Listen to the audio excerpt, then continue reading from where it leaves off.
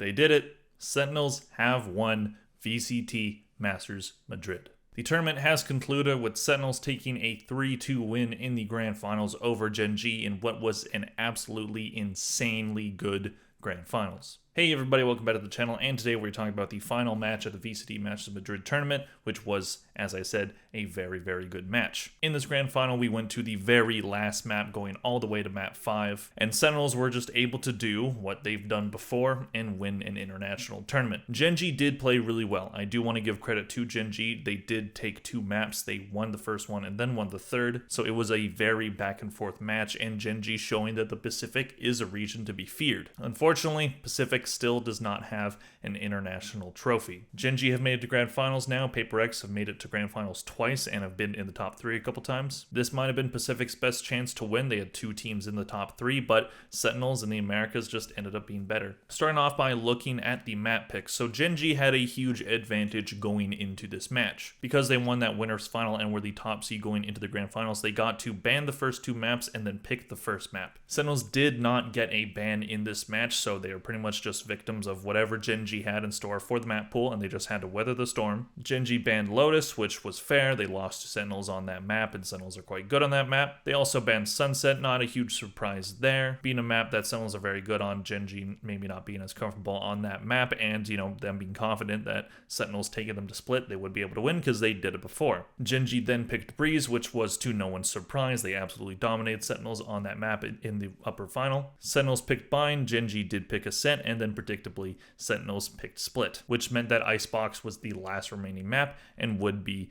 the decider. So on the first map on Breeze, Gen G would have a strong start, a pretty back and forth first half. Gen G ending the first half with a 7-5 lead. Going into Sentinels attack half, they did win the pistol, they did win the next one, but they couldn't win more than 3. Gen G winning 6 on that second half to take the map 13-8. And I was seeing people on Twitter immediately being like, ooh, this feels like it could be a 3-0. It seems like Gen G is just gonna walk away with this one. And I just have to say to everybody that tweets after the first map in a best of 5 that just decides to make a prediction that it's going to be an absolute blowout, stop it. Stop doing it. You're going to be wrong. You just are. It's a best of 5.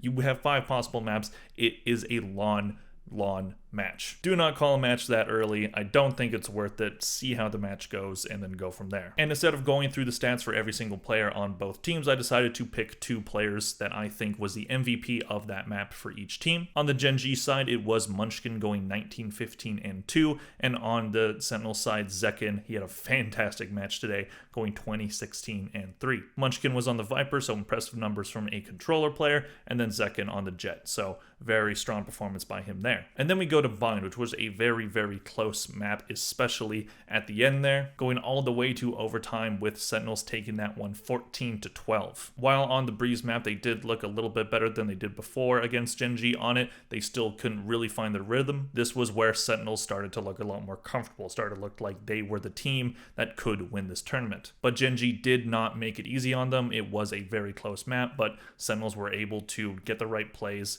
get the right kills at the right times, and just ended up playing better. Looking at the round by round, we could see that the first half was very, very back and forth, with both teams ending that half at 6. Sentinels not winning more than 2 rounds in a row during that first half though, so it seemed like Gen G, while it was a close match and they did start on their attack side, it seemed like Gen G was kind of overall playing better to that point, which would continue into the start of the second half with Gen G winning the first 3 rounds, but then Sentinels would storm back by winning 1, losing 1, and then winning 5 in a row to get to that match point. They couldn't get it done there though. Gen G with some fantastic plays to bring it to that tied, and then Sentinels would win the only 2 rounds of overtime. Sentinels have been very good in overtime. That's definitely one thing that we've seen from them, is they have absolutely just insane resilience, and even when it looks like they're out or about to go out, they just end up pulling an amazing round and winning. For the MVPs on that map, I chose Meteor on the Cypher going 22, 17, and 8, and Saucy having a fantastic map for himself going 23, 18, and 14. One thing that I've seen in my comment section, or it was just one guy saying that, oh, Gen G lost because Zekin just went insane.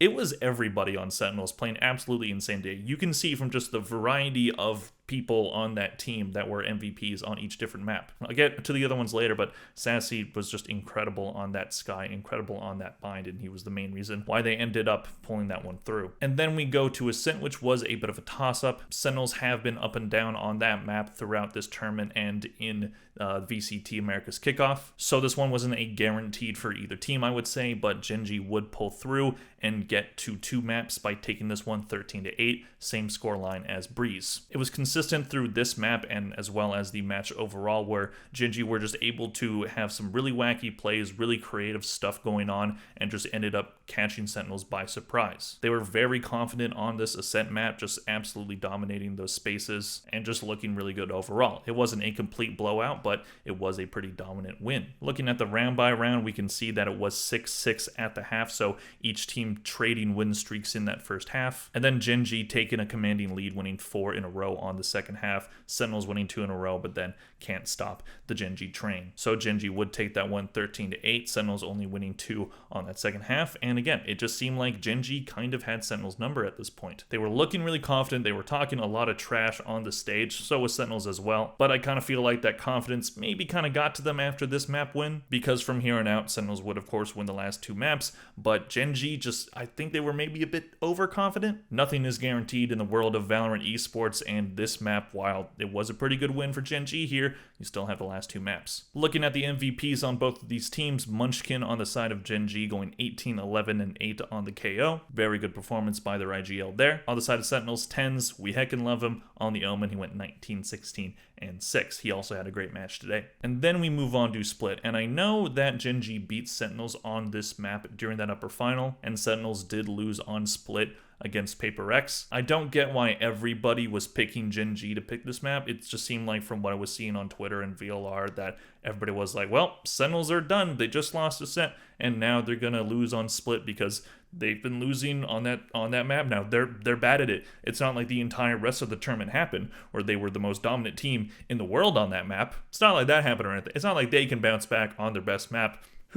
That's not going to happen, right? So it ended up with Split being 13-10 in favor of Sentinels. This was the moment where it seemed like Sentinels took control of this match. They definitely seemed rattled at points. John QT showing a lot of emotion, getting mad after he couldn't clutch a round, but they were able to push back against the adversity that Gen.G was giving them. One thing I've said about this team, and even Kaplan said after the match, is that this team has absolutely no quit. Their resilience in this tournament, the resilience at VCT America's Kickoff, is absolutely insane. Do not count this team out, especially on a map like Split. Gen.G did get some pretty good rounds. They definitely were winning a lot of rounds where they probably should have lost. That was consistent throughout this match, where Gen.G would definitely have a disadvantage. Sentinels would have the numbers advantage, and then somehow Texture or Meteor or Karen or Lakia just pull out an insane play and just win the round. And that was definitely shaking Sentinels' confidence. You could see it in the way that they were playing. Eventually on, Bind, even a map that they won, you saw some plays where, maybe 10s shouldn't have peeked there. Maybe Zekken shouldn't have satcheled in. On Split, Zekken even died from his own grenade at one point. So this definitely could have been a very disastrous match for Sentinels, but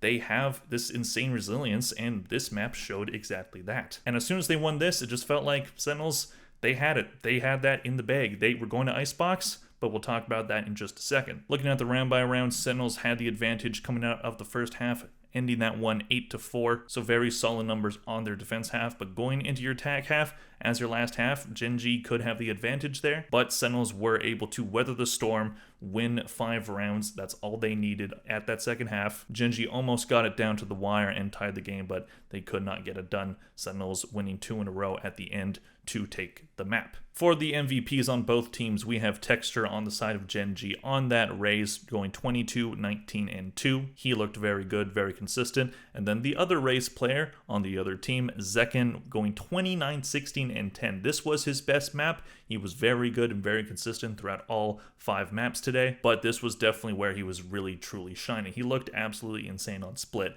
and he was not letting Sentinels lose this one. And then we go to Icebox, and just like how I was saying earlier about I was seeing people on VLR and Twitter already counting one team out, people were definitely counting Sentinels out going into this last map, and I just don't get why. I literally saw a comment on VLR saying, oh, well, Sen are done. I mean, hey, we'll be back in Shanghai, we'll win there, we'll be good, we're not winning on Icebox. Guys, just because they were bad on a map before doesn't mean they can be good now. I know Icebox has been probably Sentinel's worst map, but this is an absolute gauntlet of a match, and Sentinels have a lot of experience and Gen.G don't. I don't care if it's their worst map to end they can absolutely do it. And then they did. And what a more poetic way, honestly, to win by losing on a map that you absolutely were struggling on throughout this entire tournament, even into last year. And they ended up not only winning it, but absolutely dominating it, 13-6 in favor of Sentinels. They were composed, they were confident. Gen G were absolutely shook after losing that split. And as soon as the round started to get away from Gen G,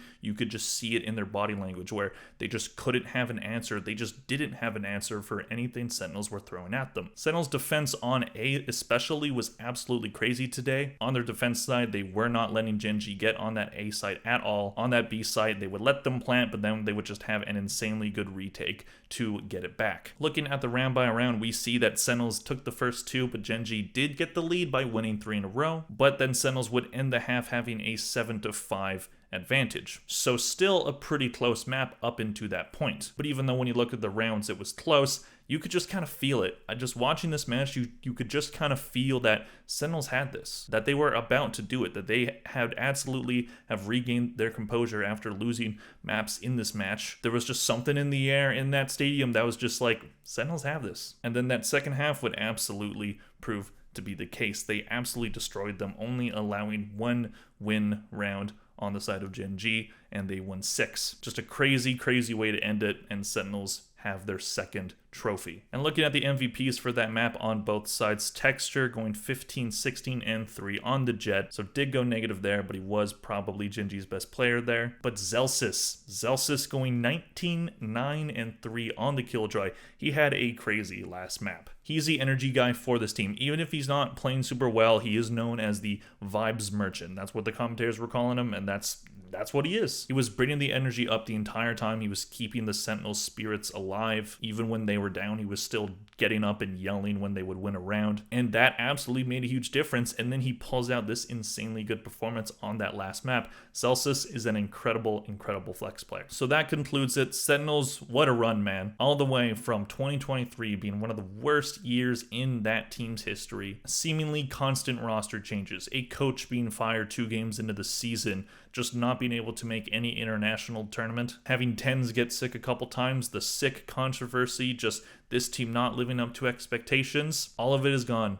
All of it is in the dust, in the past. Everything that Sentinels have done has now kind of been justified because they won Madrid. I'm super impressed. I didn't take them to win the tournament. I did take Paper X in my predictions. That was pretty quickly run, but it's not like I didn't think that Sentinels could absolutely win this tournament. And again, they proved it, that they were the favorites pretty early on, and then they have an incredible playoff stage, just seemingly the hardest route out of any team, and it's probably for the best. They faced a ton of adversity, both in kickoff and in this tournament, so that they were just training. They were ready to go. They were ready to win, and win in a big way. And on the Gen G side, I know a lot of people were taking them to win, especially because of the map vetoes, but this team is still pretty young, still pretty inexperienced. They do have some absolute monsters on that team, and they should be a very good team in the Pacific. They have proven that they are the team to beat out of that region, but to win an international, it's going to take a lot more. That international tournament win is still elusive for the Pacific region. We could see them do it this year. Gen G absolutely looked like they can. I mean, they got very close here. They were 3 rounds away on split from winning the entire thing, so very, very close, probably the closest that a Pacific team has gone to this point, but it ends in heartbreak for that region. But I do expect Gen G to probably be back. They absolutely are going to be contenders at both Shanghai and probably champions. So that was VCT Masters Madrid. Absolutely insane, crazy tournament. Thank you all for watching. I got a lot of new subscribers and new viewers during this tournament, so thank you so much. It's been a really fun ride. There will be a lot more Valorant content coming at you before the regular season splits, and then during those splits, I'll be doing some kind of look back videos at this tournament and see, what kind of content that we can talk about based off of the results and the stats from this tournament. So stay tuned for that. Again, thank you everybody. It's been really fun. I've gotten a lot of subs, and I just really appreciate it. I'm so appreciative, and we're not stopping here. It's only up from here. Anyways, let me know what you guys thought of this match and this tournament as a whole in the comment section down below. Please click like if you enjoyed this video. Thank you all very much for watching, and I'll see you guys in the next one. Bye.